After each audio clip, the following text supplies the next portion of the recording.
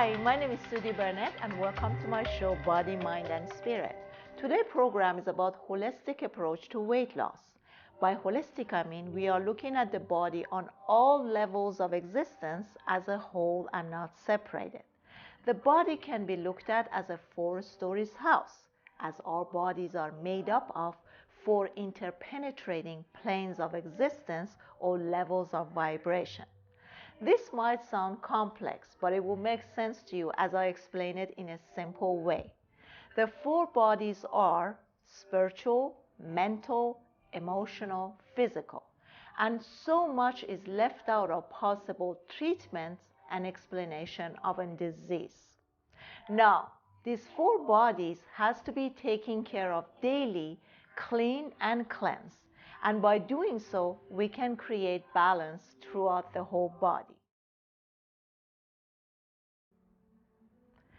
The spiritual body deals with the question and answer of who I am and why am I here. Whether or not you believe in God, I think we can all agree that there is an energetic force in total we call the universe.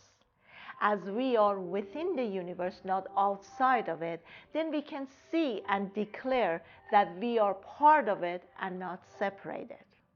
I believe the feeling of separation and acting on those feelings is what creates chaos in our lives. There is a saying, as above, so below, meaning whatever we see on the outside is the same as inside.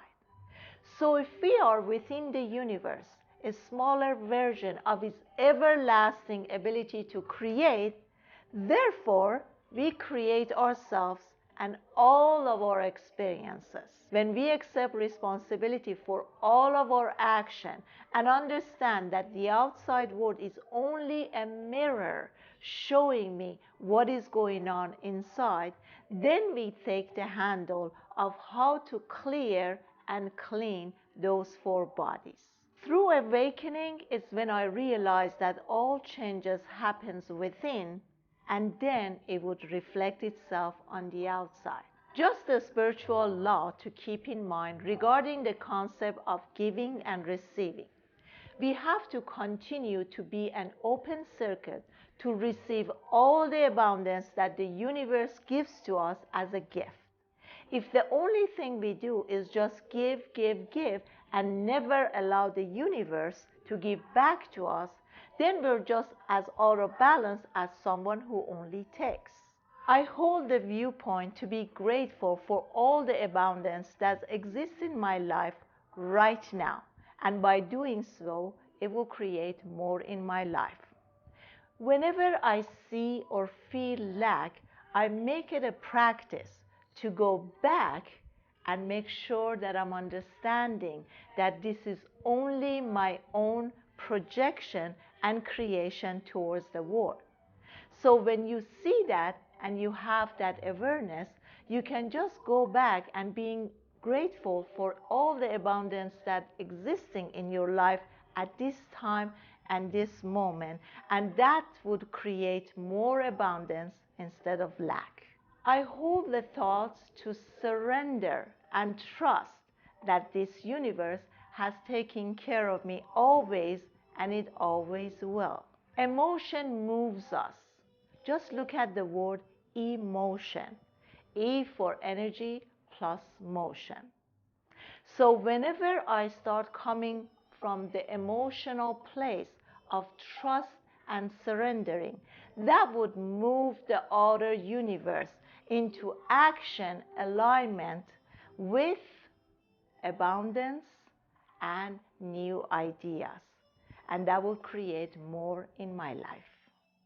Love is the highest vibration there is. When I choose to come from love and act in love, then according to law of attraction, karma, or cause and effect, what I give out, it will come back to me. We often look at love and fear like 2 different sides of a coin.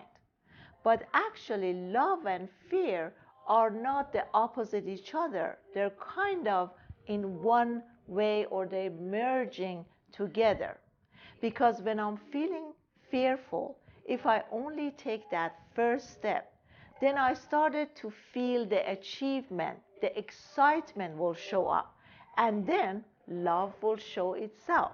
So you see how love and fear can just move to the same direction, and that would be to my advantage.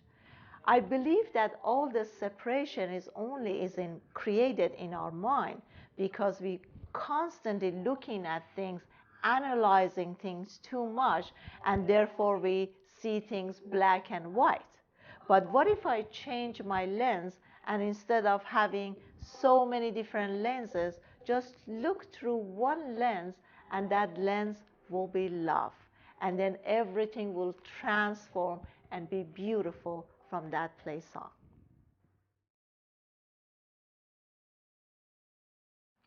Mental body, the second room in the house. There's a couple of different ways that we can look at this, because here we're dealing with our brain. As we all know, our brains are divided into two lobes, right brain and left brain. Right brain is dealing with creativity, with art. Left brain is logic, mathematics, and practical things.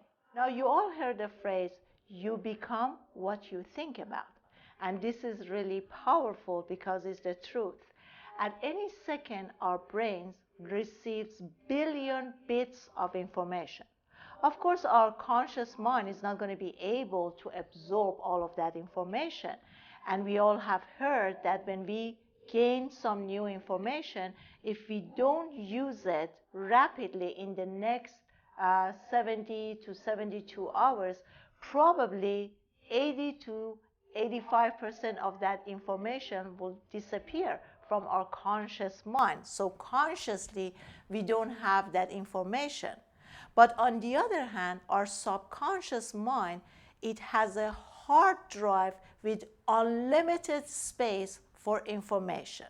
So that means from the time that we are a little wound in our mother's stomach, our conscious mind is just absorbing and grabbing all the information plus all the energies from everybody who is around us. In order for you to achieve any goals, you have to have the conscious and subconscious mind to come with an agreement. They all have to go to this together. Otherwise, you will never achieve your goal because these two are moving to a different direction, right? What happened? That information gets to your subconscious, and the subconscious is like, wait a minute.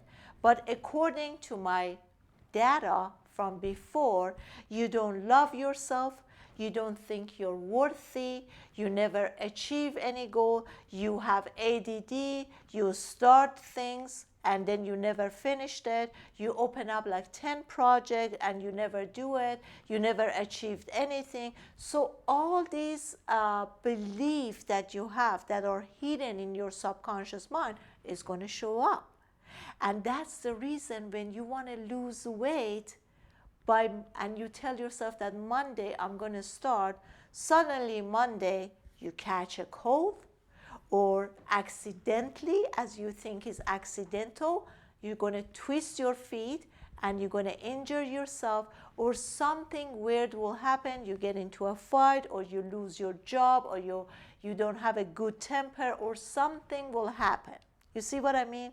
So that's why the word willpower doesn't exist, because it's all about the conscious and subconscious mind to come to an agreement and go through this goal together. I hear that a lot of people tell me that I want to lose weight. And just look at the word losing. How do we feel when we lose something? Losing is a negative energy, and for us as human, when we lose something, we do anything to gain it back. So first, we have to change the word losing weight to, for instance, gaining our ideal body weight. Or better yet, because our subconscious mind works at the present moment, don't even talk about losing or achieving. Just say, I am having my perfect body. I have a beautiful body. I am so happy and so grateful for the body that I have right now. Be mindful that your thoughts have vibrations. Whatever you say, whatever it comes out of your mouth, also have vibration. So the fastest way from the holistic approach to lose weight is to think happy thought, to see yourself being happy, to feel joy. So you probably think that you beat up yourself a few times, that you didn't exercise today or yesterday or maybe last week, or you're not exercising enough. So keep in mind that it's not so much about exercising or intensity of the exercise. From the physical matter, yes, these all exist and they're important, but not when we're looking at it holistically, not when we're looking at it universally. Because the feeling, like let's say you didn't go today to the gym to work out, but instead, if you went to the beach and you really enjoyed yourself and you really felt good, that pleasure, the good feeling, the joy feeling, it will help you to lose the weight rather than you went to the gym and you hated it. All that bad feeling and those negative feelings are not going to help you achieve it. So you see what I'm saying? It's all about energy. It's not so much about what you do or the intensity of your work or the food you eat. So surrender, be happy, be in a place of joy at all time, and the universe will match that up for you. So thanks for being here. This is the end for mental part.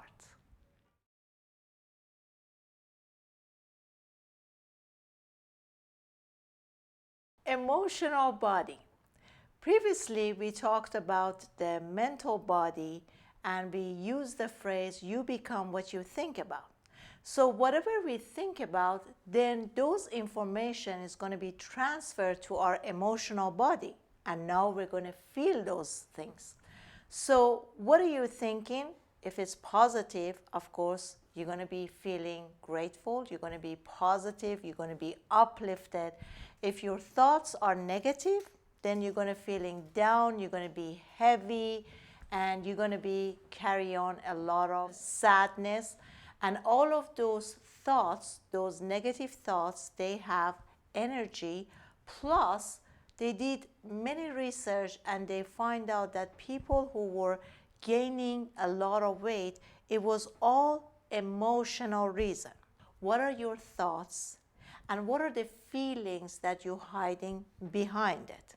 Because a lot of people, they made this jail and they're hiding inside and they have a lot of excuses. If I lose weight, I will do this. If I lose weight, I will get a better job. If I lose weight, I will find my soulmate. But what we don't understand is that our weight has nothing to do with our goals or what we would like to do, right? So here in the emotional part, I would like to give you some tips on how to deal with your emotion. In order to release a lot of emotions that we have to kind of emerge back to our mental body, because we said first is the thoughts that creating that, right? So meditation is one of the best way that will help us with not only weight loss or any goals when it comes to our emotions. Because when we do meditation and we go to that mindful state, when there is a stillness, in that stillness, nothing exists. Therefore, there is no thoughts to create any emotions and there is no emotions. When we do that, we come to that awakening that is really amazing. I understand that I am not my mind. I am not my thoughts. I am not my emotions. So who is this? I see myself as someone who's standing back as a third person and watching all this thing. So as I detach myself from my mind, from my thoughts, from my feeling, I just become the watcher or observer of these thoughts or this emotion. So I don't dive into them. Do you see what I'm saying? So when I get to that stillness, the only thing I feel is love, joy, and bliss. And this is what we also call going back home. When I do that, I just become a source of love and light. I'm vibrating really high. And when I come out of that state and I enter to this physical matter or to this physical world, for hours I am really still detached, number one. Second of all, I bring all that love out into this world. So I'm very loving towards others. And I come from a place of awakening. Therefore, whatever everyone else is doing is not bothering me. And I'm still standing back as that third person and I'm watching this. So many times when I do coaching or when I do study with other people, I do private session, I often tell them to just look at this as a movie. I said, when you look at a movie, you know that you're not the actor. You might get really involved, you might feel the emotions, you might laugh, you might cry, sometimes we get really excited. But at the end, we know that this is not the reality. We know this is not the truth, right? So for that moment, we really get engaged in that movie. But then we see that, when it ends, that was just a movie. So it's the same thing here, because everything that we see in the material world is only an illusion. And if we get it, that this is just the illusion, is not really the truth, is not the movie, I'm not the actor, I don't have to act, then everything will change. The more you do mindful meditation, the more you become still, the more you go to that quiet, still place, the more you detach yourself from your thoughts and from your emotions, the better you get the handle of how to deal with these emotions. Most of all, what helps you to release the weight is to love yourself, to come from a loving place. When you love yourself, then you start to be kind to yourself and see this body, whether it's physical, whether it's emotional, whether it's mental, just see it as a sacred place. Look at this body as something that has been given to us as a gift, something that is temporary. It's just a place to hold my soul for this lifetime. So look at it as a gift and take care of it, be kind to it, and be gentle. So I hope this part was useful to you. Thank you so much, and we're going to move to next part, which is physical part.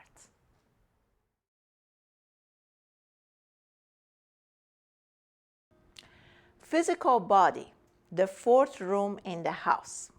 Here we're going to talk about how to lose weight and what would be the quickest way to lose weight.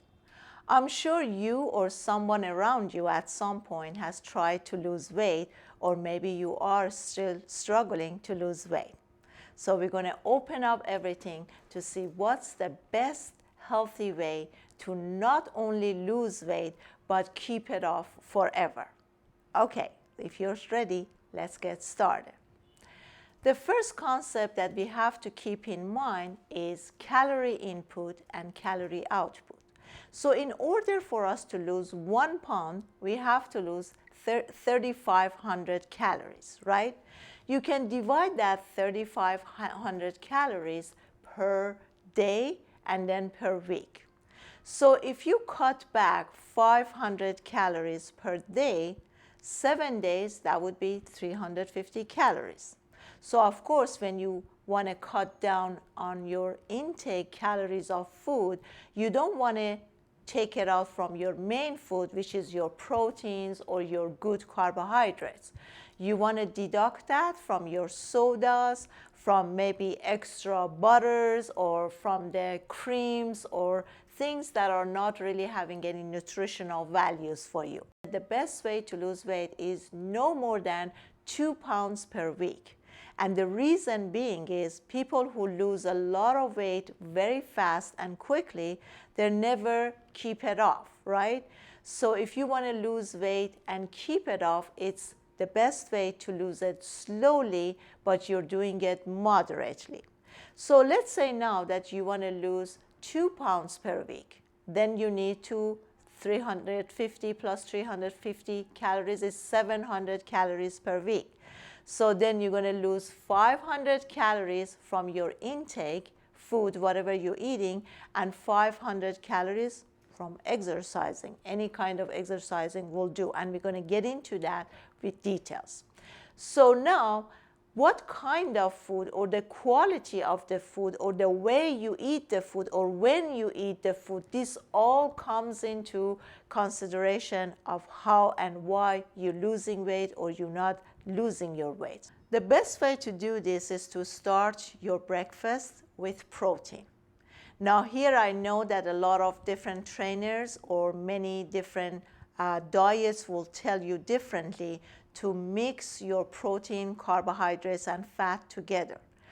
I happen to disagree with that. According to alternative medicine, many problems and illnesses, or especially if you're getting bloating or you have problems with your digestion, it starts because we're mixing the combinations of different foods together. I believe if we do one mono diet, one food, or 2 or maximum 3 is the best things to do. So if you teach your body to have a good breakfast that would set your blood sugar, especially if you eat some protein, and then eat nothing till lunch, then you have a good size meal lunch, and then you go till dinner, and then at dinner time you have a small portion of protein and maybe some vegetables again. That would help you with your weight loss. Also, you will hear a lot of time that if you stop eating 6 or 7 p.m. and don't eat anything till the next day, that style alone will help you to lose a lot of weight. According to Ayurvedic, they divide people into 3 groups: Vata, Pitta, and Kapha. Vata is, they have quality like air. So their body is very light.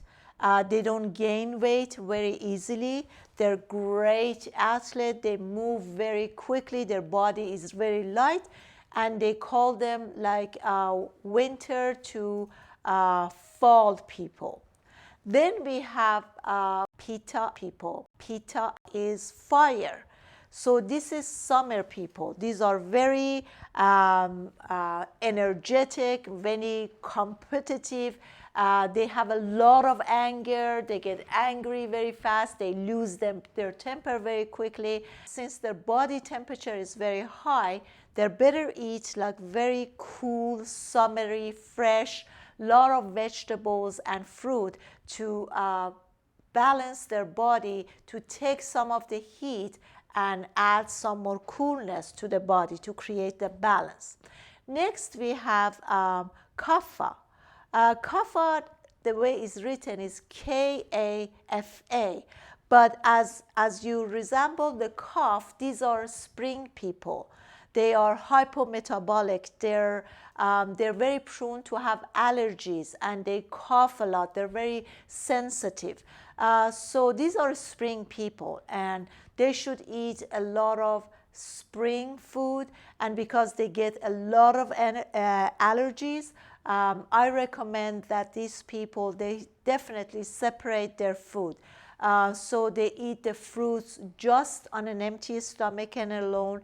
and they eat their carbohydrates, starchy carbohydrates with non-starchy carbohydrate, meaning if you're eating wild rice, brown rice, you can eat it with beans and vegetables. If you're eating any kind of proteins, you can only mix that with non-starchy carbohydrates, which are vegetables, salads, and sprouts. Next, I'm going to talk about blood type.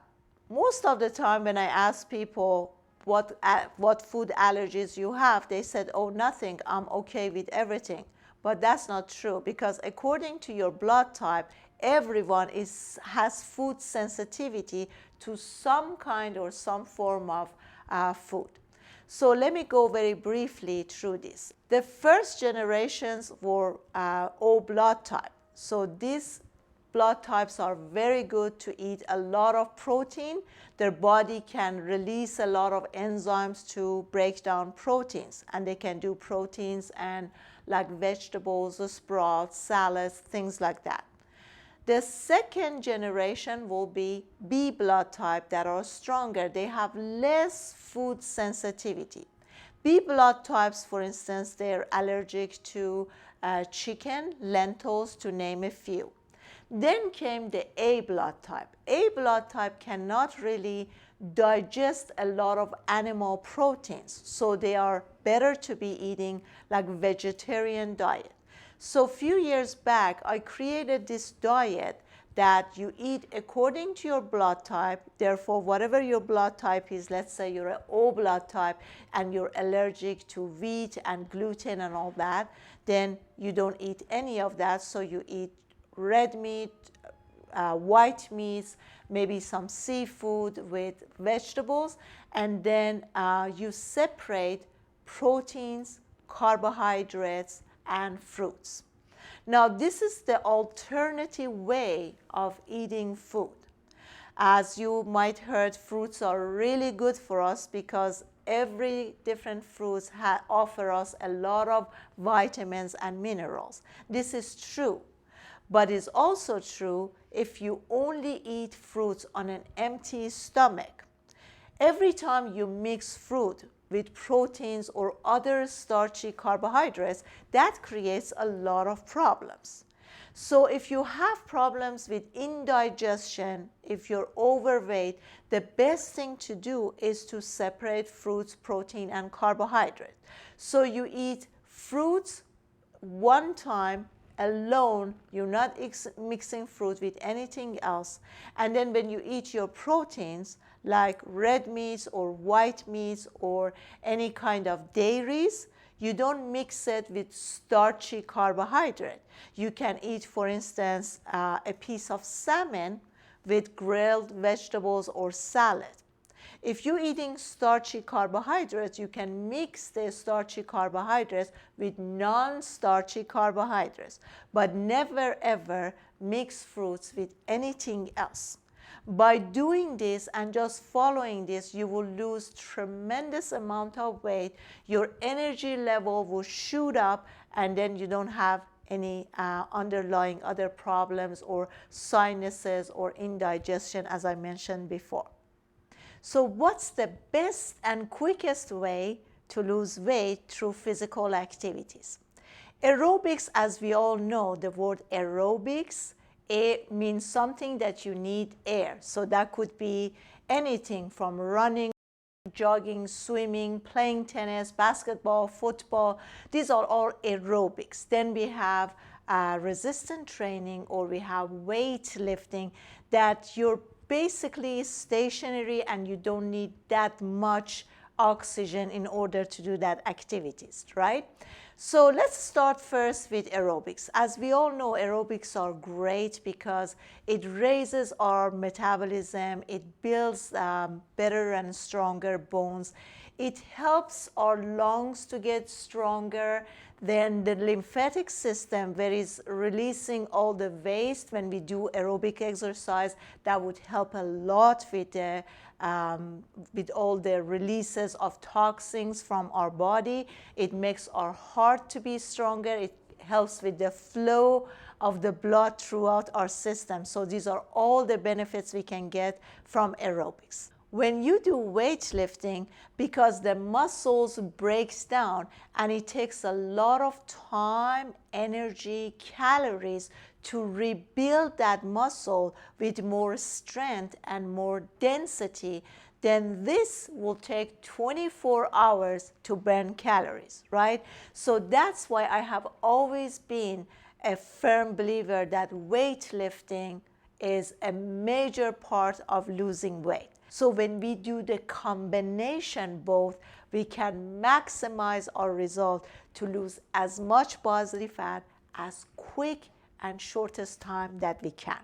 Okay, so this is what I can tell you about exercise routine, but also because I'm coming from the holistic approach, I would like to tell you that imagination is an amazing thing. So when you imagine yourself having the body that you want, instead of just nagging about the body part that you don't like, it's going to give you what you want quickest. Because as we all know, according to law of attraction, everything has energy. So when I constantly see myself, the body that I like, and I'm from the emotional body, I'm always excited and I just love myself and I see myself that body, then we're not confusing our subconscious mind. Then the subconscious mind knows that this is exactly the body that I want, and it just gives me that. Thank you so much for being with me, and I will see you soon.